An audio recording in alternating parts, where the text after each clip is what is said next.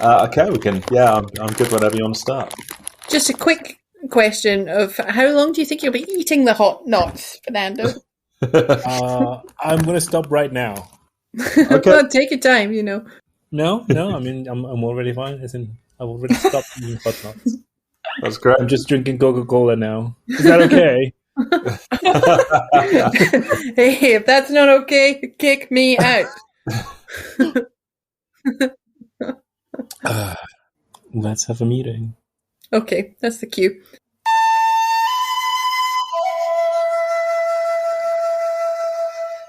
Let's Film Club! Yeah! Whoa, new tradition. Black Narcissus. Laura, it was your pick this week. Why Black Narcissus? Well, I guess, so Kira put me on to Powell and Pressburger films. Okay. So we watched A Matter of Life and Death in the cinema, and then I think we watched this next, and we watched I Know Where I'm Going, and I thought, these are good films. I'd like other people to watch these films. Yeah. I've seen A Matter of Life and Death, and I thought it was quite similar to that, but I didn't know it was the same guys. That's interesting. Okay. There you go. Yeah, this one stuck with me. I don't know why. I think it was the surprising genre shift. Okay. Interesting. Yeah. Genre shift? I thought there was a genre shift. I thought I detected a small genre shift. From what to what? From 40s film about nuns to weird horror film about nuns. Those are genres, right?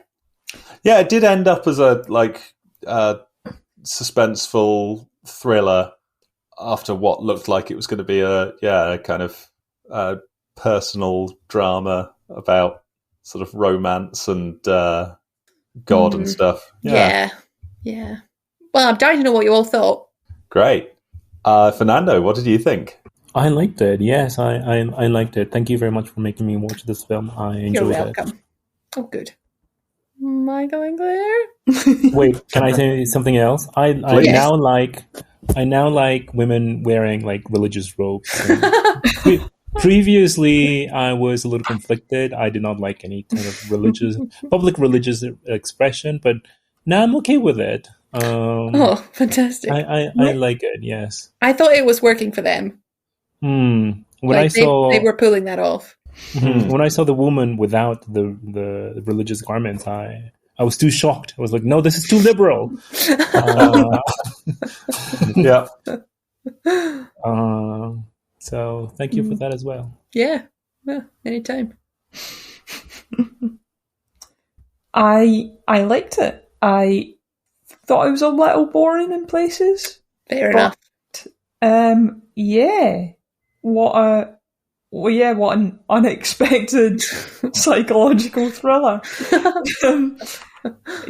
Very, very cool. Cool. Michael? I liked it too. I thought it wasn't perfect. It had its problems. And unfortunately, I think it's one that... I think we've talked about this before. There's some films that the more you think about them afterwards, the better they become. And there's other films that sort of, the more you think about them, the more you either find holes in them or you just aren't so impressed. And I think this one's the latter. No. I did enjoy it. It was not a bad film by a long way. But I thought it was, there were limits to how good it was. And it was... Well, maybe you should stop thinking about it then. Yeah. Maybe I should. Yeah, I should have just strolled out of the film and immediately just started doing something else. Issues with it, a few issues, things that could have been better, or even, was this really a great concept for a film? Was there a good enough story here to justify a big budget movie like this? I'm not sure, but it was good. Interesting. Okay. Yeah. Well, maybe by the end of this conversation, maybe we'll have decided. Yeah, maybe we could be definitive. I really like it. Great. I really like it. I think it's great. I think it's flawed, as you say, mainly because it's incredibly racist. Yes, so we've got to get to that. Yeah. I was trying to just let it away with that because it was the 40s. I don't think you can entirely let it away with that just because it's the 40s, but I was trying to look past that. And Yeah. If it was like, well, should we get into that to start with? Because I think there were a few directions from which was a bit racist, right? Yeah. Where do we start? I suppose most obvious is the characters in brown face. I think just you've managed to get one Indian man. Why not just cast some Indian women? Wait, there were characters in brown face? Yeah, the two sort of Indian women were both white. All right. Jean Simmons. Oh yeah, I thought she looked weird. I guess that's why I thought she looked weird. Yeah, because she was not Indian. Oh, why would you do that? Was she just a famous face, a famous person that they loved? I don't know if she was that well known yet. She might have been. I have no idea, but But certainly the older woman, I think, was a well known actor. Okay. Oh, I wasn't even sure what race she was supposed to be. Was she meant to be Indian? I think so. Yeah, I think she was meant to be one of the locals. Okay. I think at the time did they even think about that? Was this just, oh yeah, we put people in nun costumes and we put people in blackface and it's the same thing? Or was there some pushback from some people? I really don't know. My feeling is that there is an element of it just being a costume that you wear. Yeah, I see. Yeah, I doubt they had the discourse that we have now about it. I'm sure Indians wouldn't have been that pleased, but...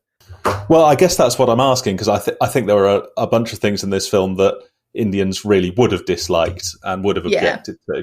And I just wonder whether that was one of the things that no one really had an issue with, or whether it was something that all the people who were minorities were crying out about and just being ignored for decades. Yeah, could well have been.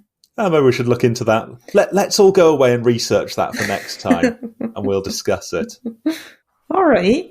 It's not one of my tutorials where I don't know the answer. I also think there's two different kinds of brown face or blackface. One is dressing up as the race to, like, deliberately to make fun of it, to make it into a caricature and make it ridiculous. That would be something like minstrel shows in the US that were like deliberately having a go at Black Americans. Whereas I think this was just they couldn't be bothered to find someone who was actually Indian to play this. But I don't think that character was like a deliberate attack, or that the use of brownface there was exactly an attack on Indians. Or like some of the other things that were. Yes, there were many other deliberate attacks on Indians. Yes. Should we get into them then? They were. I don't think intention. I mean, obviously, again, we're putting it in the context of the 40s, but nowadays, intention about your blackface or brownface characters is irrelevant, isn't it? I don't think it's irrelevant. I think that can make something that's misjudged and offensive into something that's really heinous and cruel. I think there's a very big difference in using it because you can't be bothered to employ someone versus using it to deliberately make racist statements about a group of people. I suppose in neither case it's okay, though. In neither case it's okay, I'm saying. Yes. No, that's... Yeah, sure. It's over the line no matter what. But yes, there's levels of damage that you can do with it. Yeah. Yeah, there's a line for sure. The villagers were this classic sort of colonial savage that we need to look after because they don't know a damn thing and they're ignorant and they need Christians to come and teach them how to be decent people. And they really leaned into that quite a lot, didn't they? I'm not sure. I'm also not sure. Just because I'm never sure about things. Me too. I think it reflected the general British view of Indians at the time. Yeah. But they were so thin, like they had so little depth of character, and they were just there to be irritating. Oh, what am I trying to say?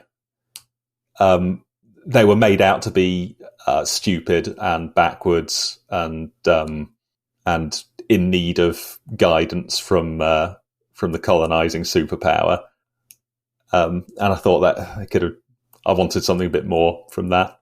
I think, not to jump in and defend it, because I really don't think it is defensible the way they were portrayed, but I thought we didn't spend enough time with any of the Indian characters to really, I mean, apart from the ones who were actually white people, to create any sort of real portrayal. We had main characters expressing constant racist views. Talking of medicine, Sister Bryony, if you get a bad case, one that seems to you as though it might be dangerous or even serious, don't take it. But that would be... It'd be wise. You see, if you got a bad case and some of your people died, you'd have all the people up against you. Why? Well, you must remember they're primitive people and like children, unreasonable children. They've never seen medicine before. They'd think it was magic, a new kind of magic. So remember, I've warned you. But again, there's a layer of separation between the filmmakers saying that and the characters saying that. Oh, that is true. Obviously, like, it makes sense for this colonial white man who's stationed there to be like, they're children, they don't think of these things, you know, and then the nuns being like, yeah, they're in need of salvation and everyone here is so backwards and things I see what you mean, I guess. It was... I guess we'll talk a lot about Mr. Dean and how positive and like how much we agree with his point of view. But it did seem that he was presenting fact to the sisters quite a lot. But yeah, you're right there. But part of us not knowing is them not being on screen much, which again is sort of okay. But then I'm thinking, like, the two Indian characters we did spend some time with were Kanchi and the young general. And they were both a bit pitiful and a bit laughable. What? Why was the general laughable? Not entirely dislikable, but the young general... He was interested in learning. He went to the convent to learn French and, was it Russian or something else? I want to be a student here with you. I want to study a lot of learning. I want to study mathematics, history, poetry, and languages. I have a note from my uncle to ask you to encourage me. I'm very sorry, we only teach children and young girls. Why? Convents don't teach men pupils. That's not very polite to men. We don't mean it that way, it's the custom. Convents are for girls, the brotherhoods are for men. But you don't need to count me as a man. I'm only interested in studious things. Please, sister, I've written out my timetable. May I read it to you? 5 a.m. to 7 a.m., algebra with the mathematical sister. 8 a.m. to 10 a.m., religion, especially Christianity, with the scriptural sister. 10 a.m. Yeah, but he was meant to be the most wealthy and engaged and civilized one of all of them, and he was this credulous child who didn't understand a thing. He was a fool all the way through it. Maybe we are the fool. He was like a child. We don't understand life. Maybe that's what enjoying and living life is all about. There you go. Yeah. I'll argue that. Maybe you're right. I mean, he was likable. I didn't think Kanchi was likable. No. Why was she wearing an earring on her nose? Yeah. It kept moving as well. It was always in different spots. She was, I don't know if you, what was the point of her being there? I think both of them seemed like side shows, like a sort of subplot that didn't really matter and kind of came to nothing. In fact, I think that's a bigger point. So I've said most of what I want to say about race now. And I think I'm inclined to want to look past it because it's the 40s. It was a bit of a shame. It would be a better film if they had dealt with other nations a bit more sensitively. I think Kanchi did have relevance, but we'll come to that. Okay, yeah. So this was my bigger point with the film, and it was what I thought afterwards was that it felt like they'd spun out quite a few threads that they didn't tie up. We ended up quite invested in Kanchi and in who was it, Sister Philippa, and in the young general, and I don't really know what happened to them. Our heroes left, and they were just sort of still there. Don't know. Who's Sister Philippa? Well, exactly. I think she was slightly older than Sister Clodagh. Oh, yes. Was she the one doing the garden? Yeah, that's right. She was struggling with being She there. was. Was she okay in the end? She had to leave with them. The whole convent left. Yeah, they all left. Yeah. I guess I wanted to know, or maybe it didn't matter, or I don't know. I think the point of her story was to illustrate the effect the place was having on all of them. Okay. They're all losing themselves to dreaming and reverie because the view is too expansive, the place is too romantic, it's too... these winds are always blowing and they just can't do anything but dwell in these memories of their pasts, which haven't come back to them until they're in this like very dramatic place. Now that was really well done. I really loved this sensation of them all just going a bit mad and being in this place that was kind of beautiful and wonderful, but all just struggling with it deeply. Seeing them play off each other, it was quite something. Yes, that's what I like about it as well. Yeah. But sorry, I feel like what I'm saying is lacking structure a bit here. I'm just throwing out random things that popped into my head. I should have taken notes.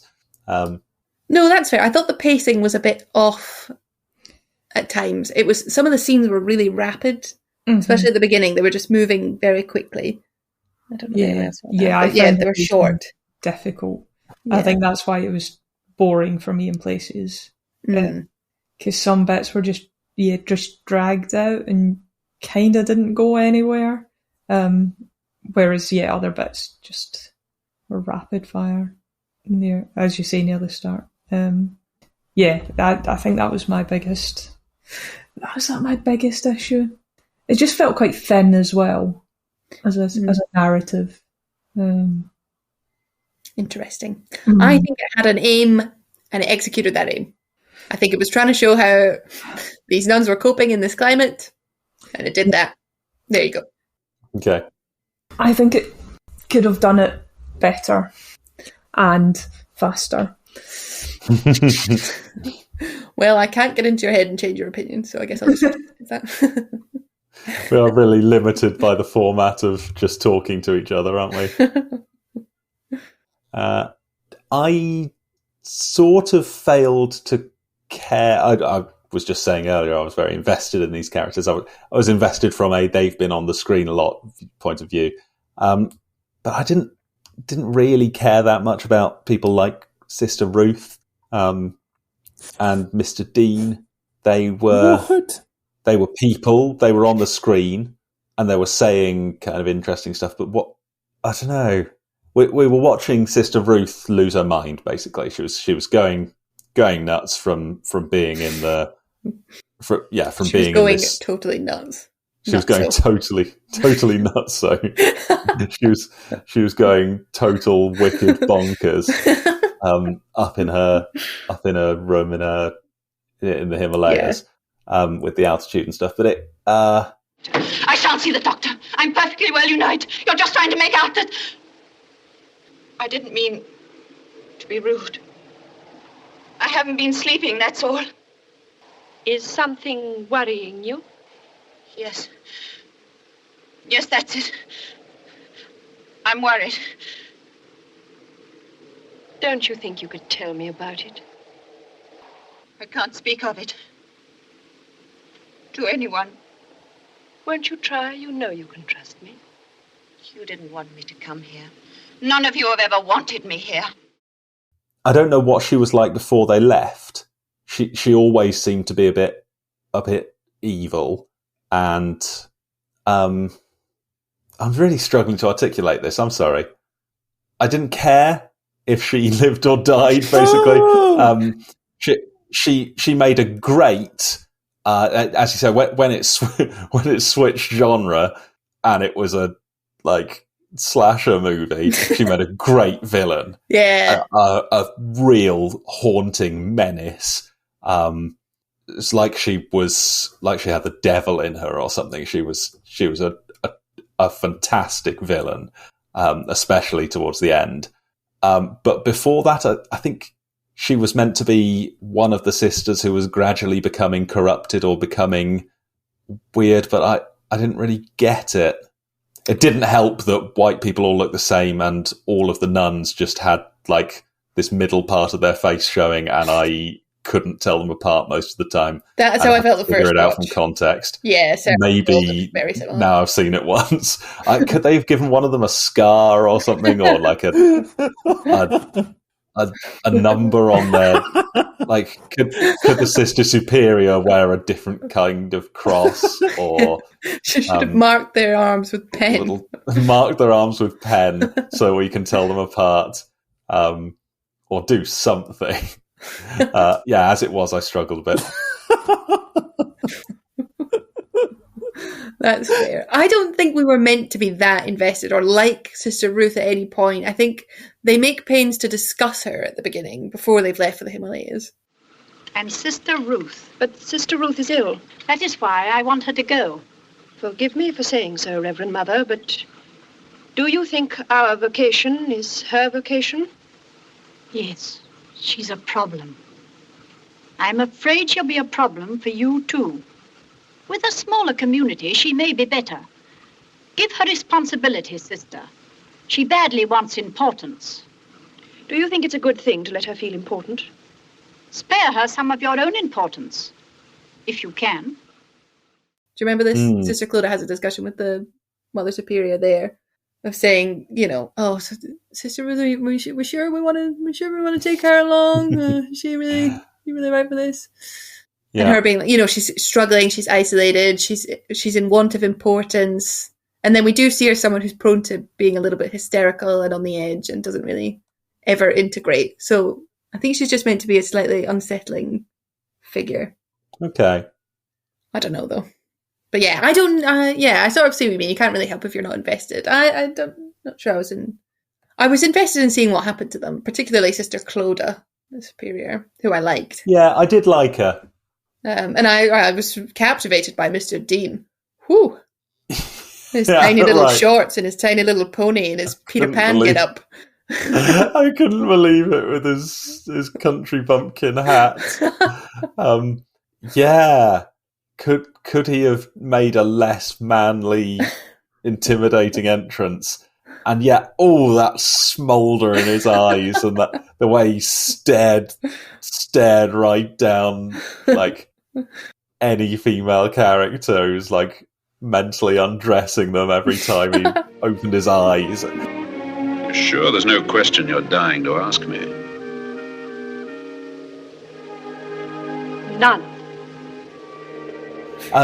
But I couldn't see how that wasn't just utterly repulsive. Like how any of them could have sort of started swooning over how wonderful Mr. Dean is. All I could think was like, wow, this guy's bad news. What are you doing? And so it was odd that he sort of ended up being an unlikely hero, or he was meant to be a hero all along, or what? I think he was meant to be complicated. Yeah, he was that. But again, then he was still complicated, and he was still complicated, and then the film ended. And I feel like I never got him. So I feel like we should let Fernando and Claire talk, because I can't help but interrupt and be like, no, you're wrong about this. Well, I want to be interrupted because I need this explained to me. I think in the book we're meant to see him as a cynical, hardened, bitter man who's desperate to get rid of the nuns and whatnot, who's just there to provoke them, antagonise them. And we see him grow a grudging respect for Sister Clodagh, and eventually he can open up, and there's a little tender moment between them on the cliff top where they're talking, and he says, "You're more human now, and I like you," and whatnot. And then he's thrust into this uncomfortable position when Sister Ruth is throwing himself, and he screams, "I don't love anyone!" Going to Darjeeling or not? No. And you must go back to the palace. No. You'll go back if I have to carry you back. Go and talk to Sister Clodagh. She brought you here, she can get you back again. Sister Clodagh! Sister Clodagh! Do you know what she says about you? Or whatever she said, it was true. You say that because you love her! I don't love anyone! Clodagh.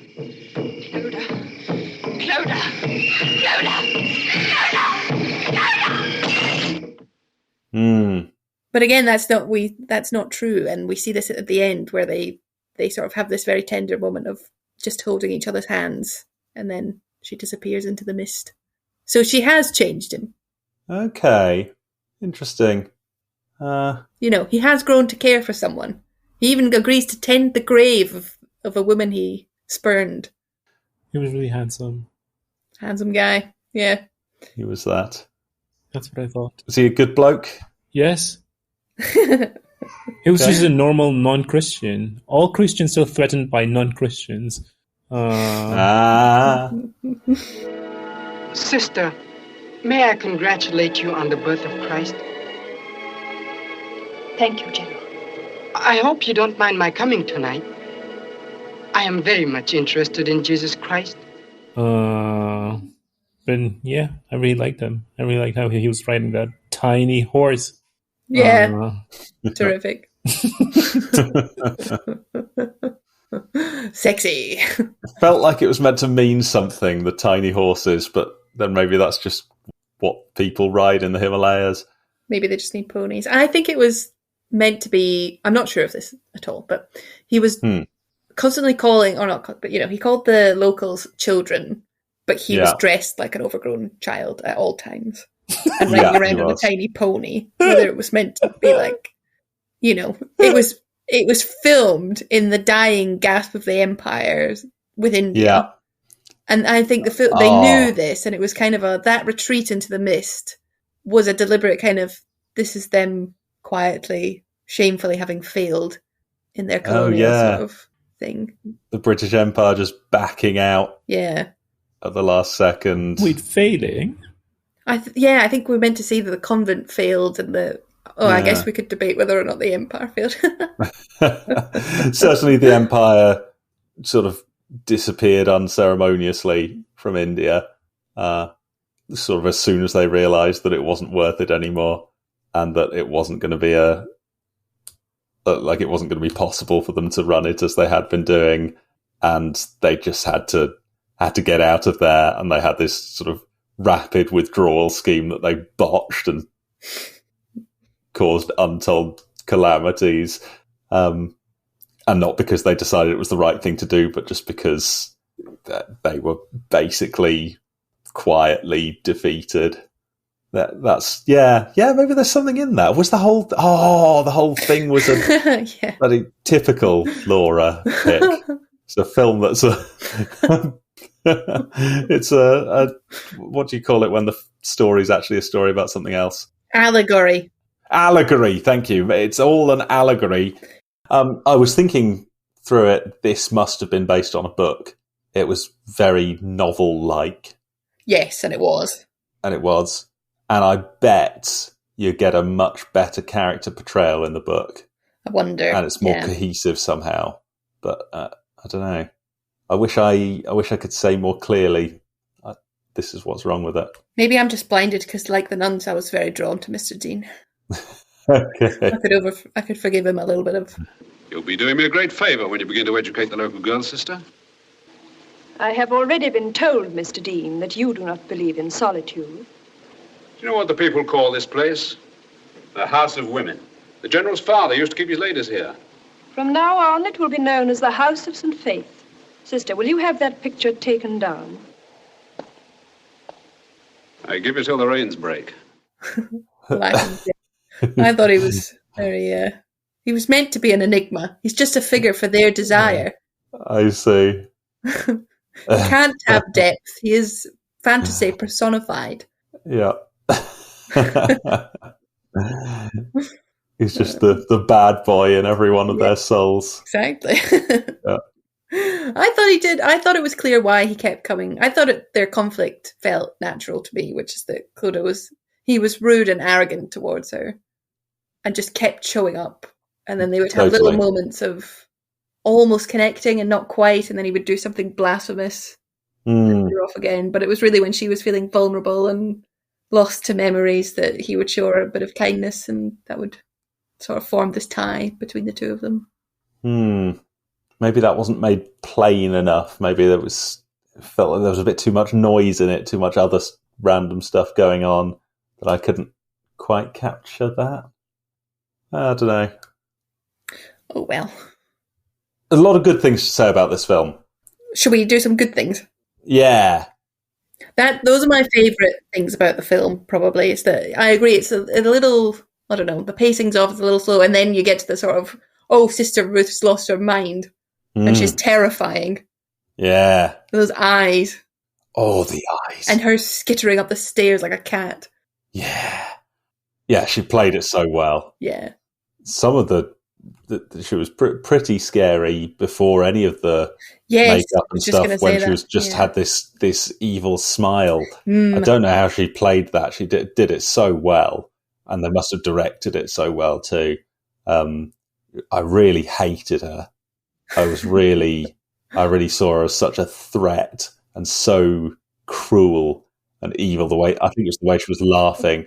Okay, it's the way she was laughing in this.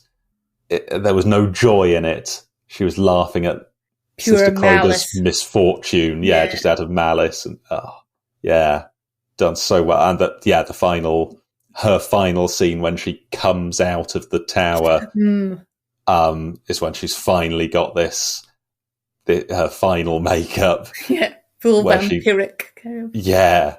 Looks so terrifying. That was really well done. And I guess the broader thing to say there is the effects, the special effects in this film were superb. How do you mean? Things like the precipitous drop. Yeah.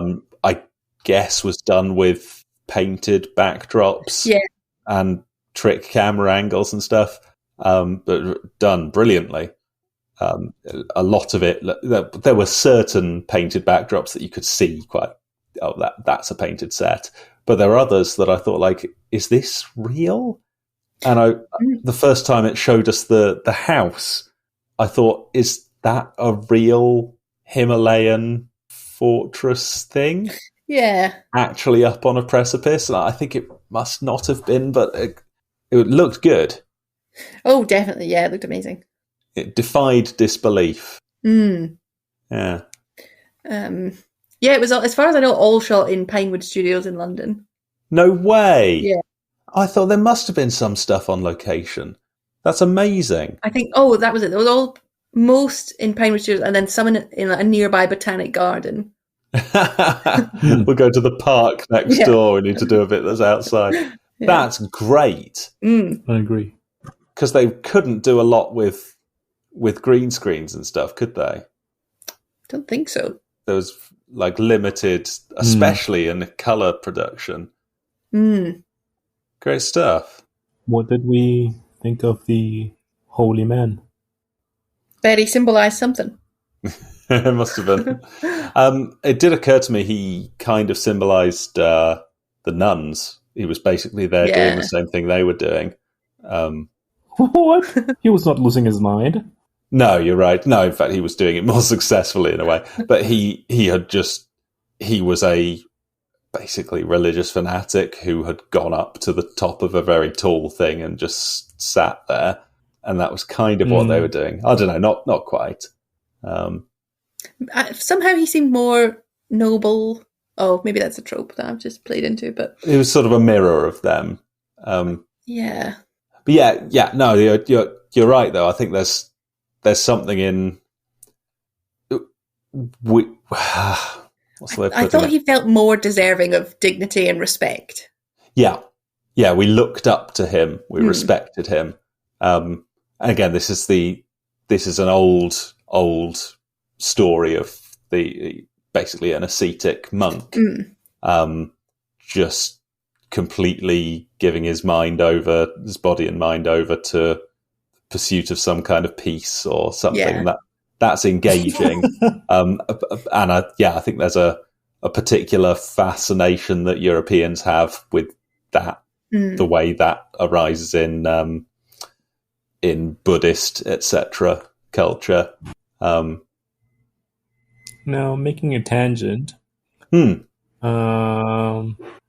the board game Go was from China and was introduced to Korea and then Japan, why was it not introduced to India? Because I imagine the holy man playing Go against himself all day long, because what else did he have to do other than play Go? Yeah, what better road to enlightenment?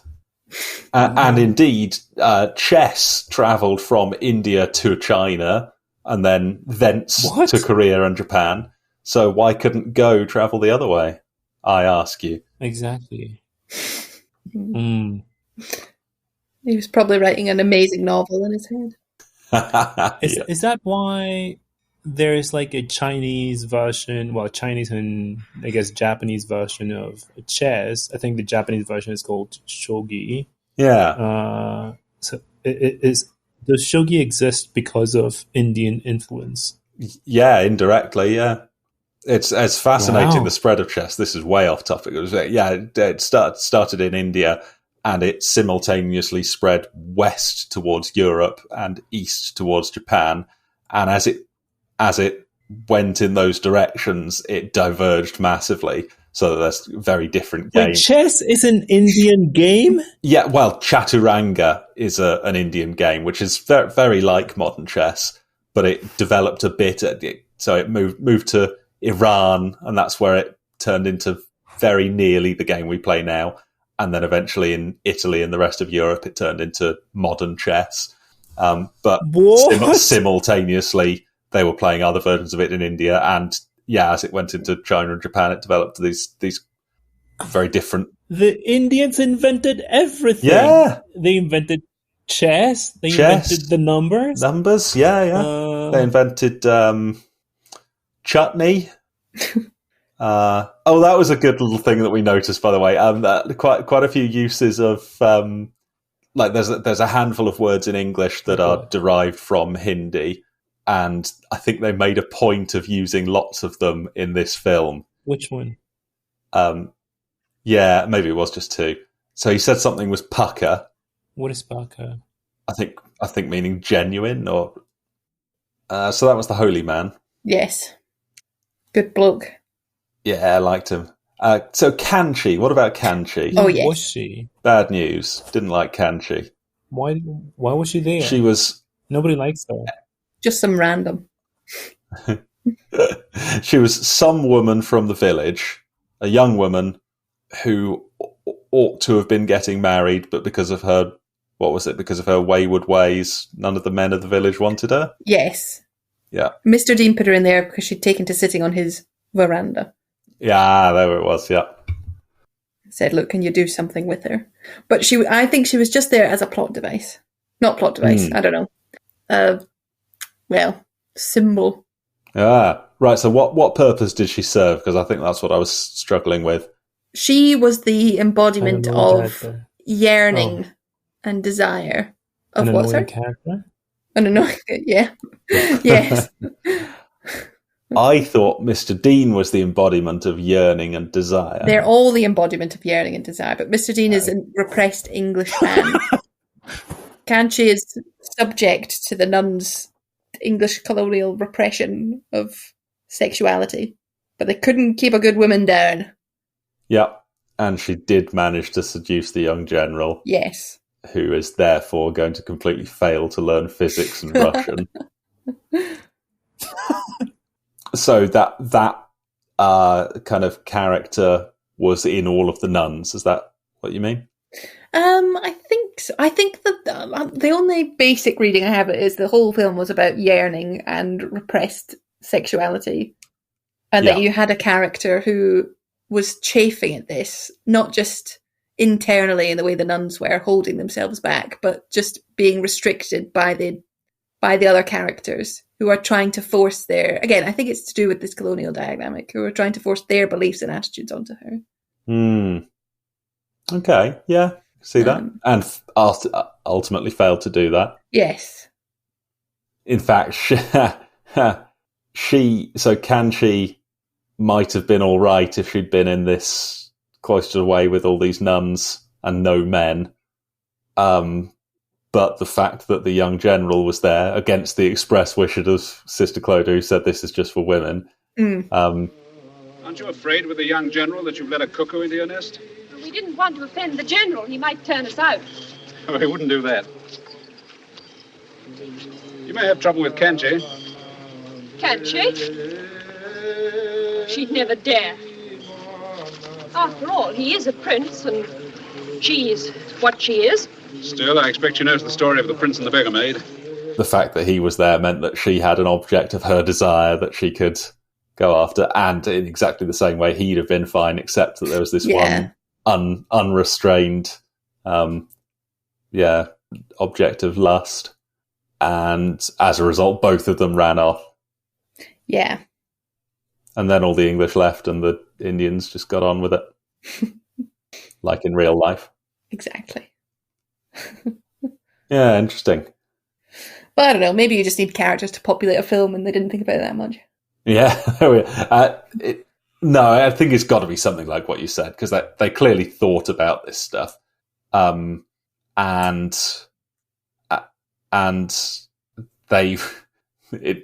didn't think the film really did need those extra characters to populate it. I think it might have been a better film without them, except that they were serving some kind of purpose. I think we see that in the end with the general, who said that he was not going to become a man of learning, right? So he's sort of being like, I will not have all of these English trappings. Like, he's not going to Cambridge anymore. He's now going to become a warrior like his people, in the tradition of his people. So I think it's very clearly kind of meant to be yes, they failed, they're leaving. Yeah. Yeah. Yeah, I think there's something in there. Well,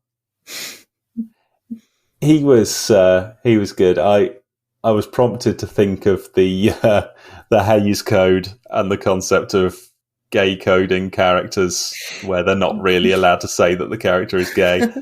But did anyone else think that? Oh, who was gay? All of them. The young general. The young general was gay? Well, he clearly wasn't, because he ended up running away with Kanchi. But he, I don't know, there's something about the way they presented him, just a little very fashionable. He loves his scent. Yeah. Mm. And the film was named after soft-spoken perfume. Black Narcissus. Black Narcissus. I wonder if this has anything to do with Pink Narcissus. Yeah, could you see the ties? Wasn't Pink Narcissus the name kind of a parody? Yes. Yeah. What? I think this was a well-established classic film by that point. And Pink Narcissus was the parody? Yeah. Why did I not see not that? much more than the name, but... Yeah. No, it's also about yearning and desire and repressed sexuality and circumstances of being trapped in a... He's trapped in his room and he escapes into his own sexual fantasies.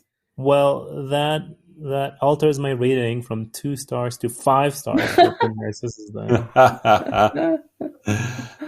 I was so glad that this wasn't a gay porn film.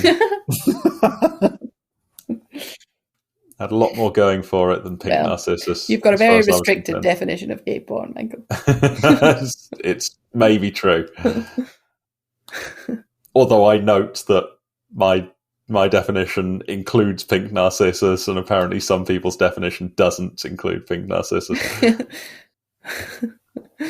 Well, we can be thankful there are no ejaculating penises in our... Yeah, I don't think that would have improved this. Yeah. Not in shot.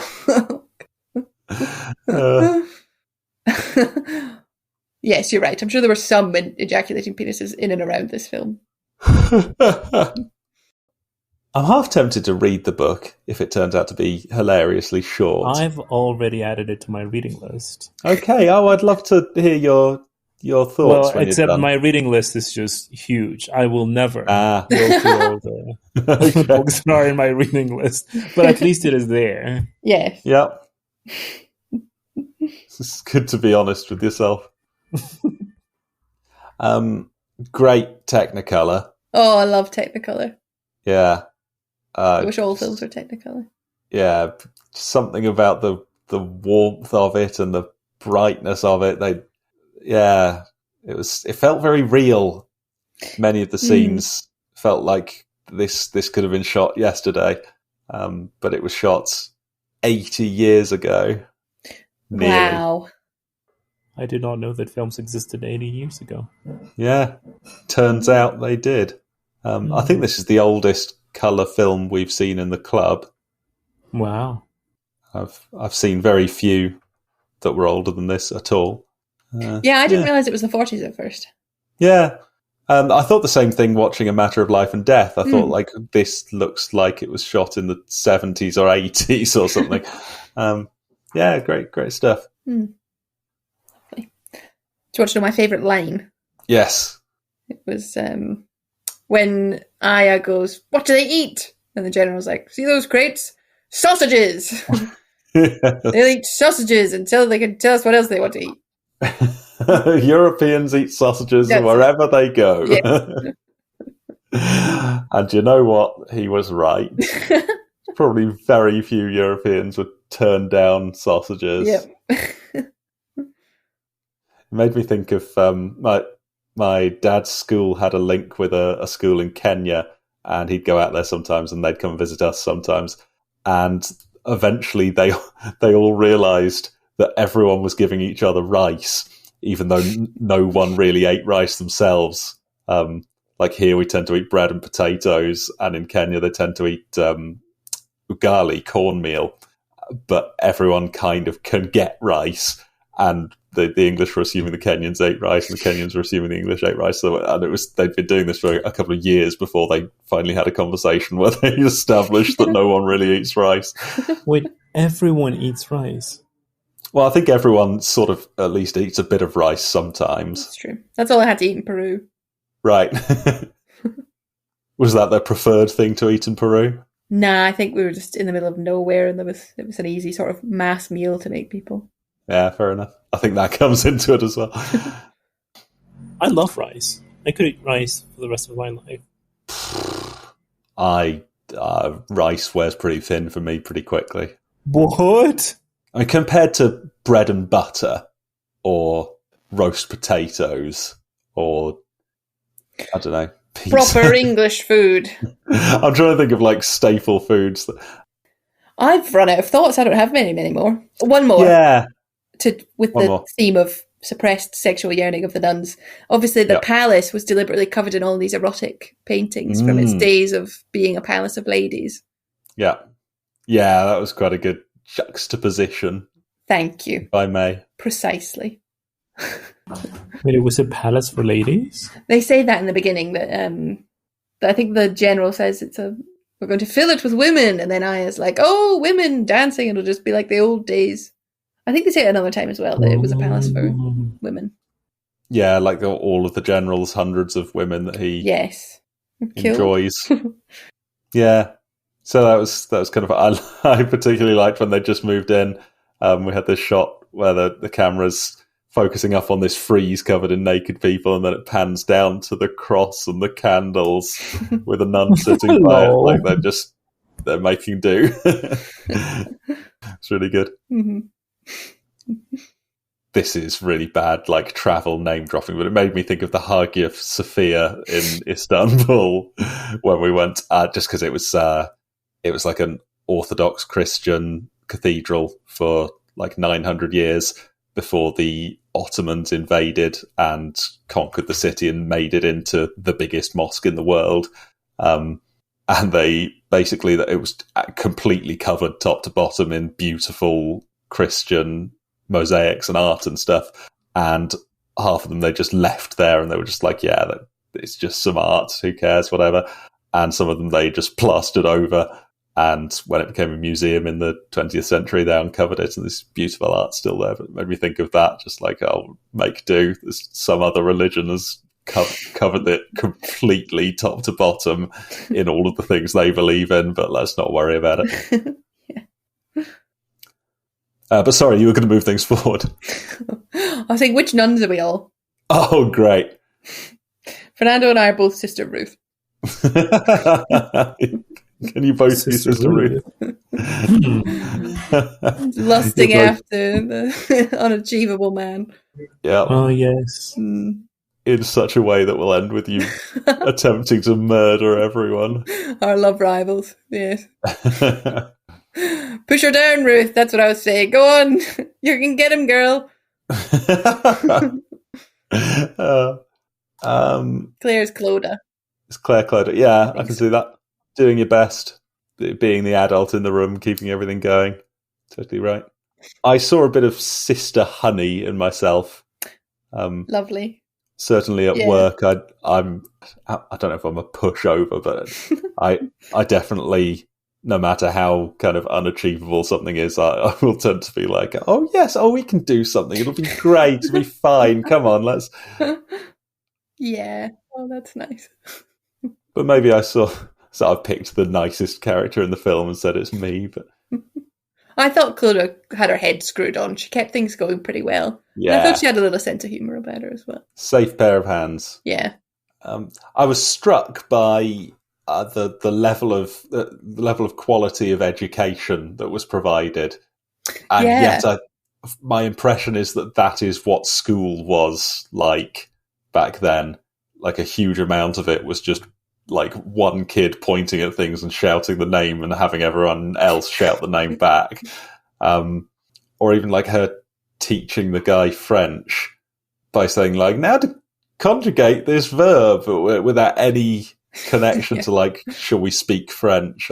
It seems so by rote, so formalized. But yeah, maybe that's just what they did back then. Nuns. Yeah. Go ahead, none of my teachers were nuns. I think my dad encountered a fair few nuns. Okay. I'm not sure though. I should ask him about that. Yeah. He's got some nun stories. I'd like a full report on his nun stories. Are nuns always Catholic? By definition. There aren't Protestant nuns, are there? No. No, okay.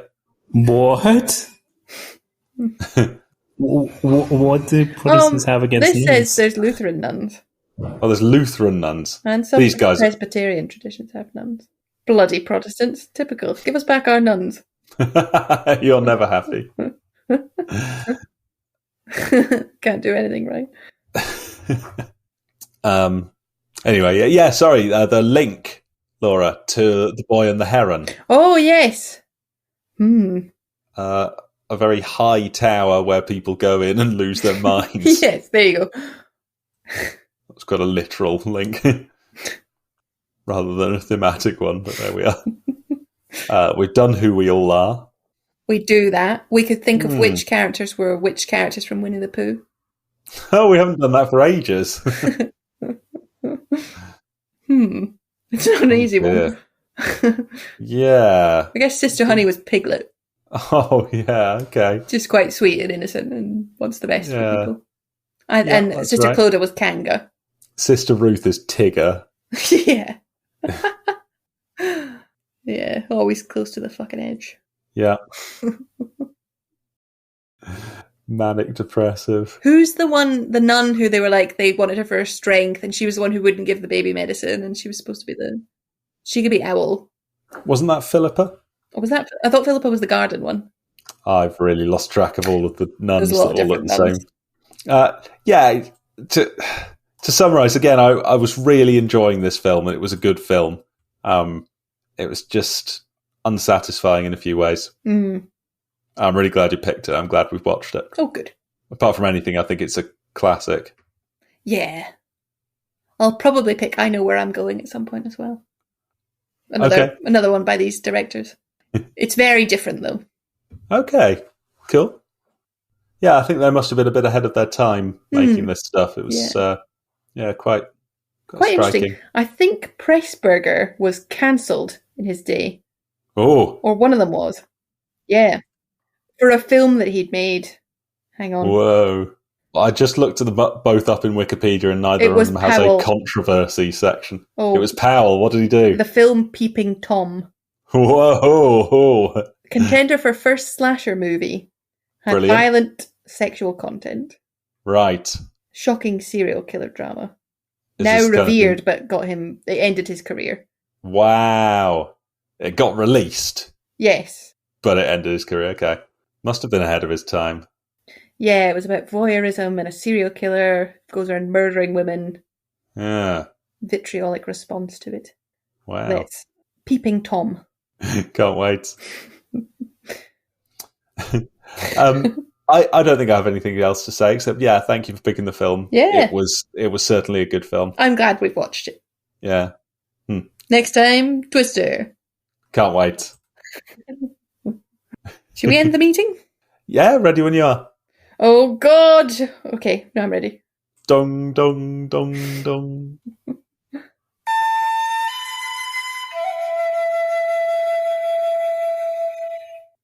Oh, thank you. Thank you.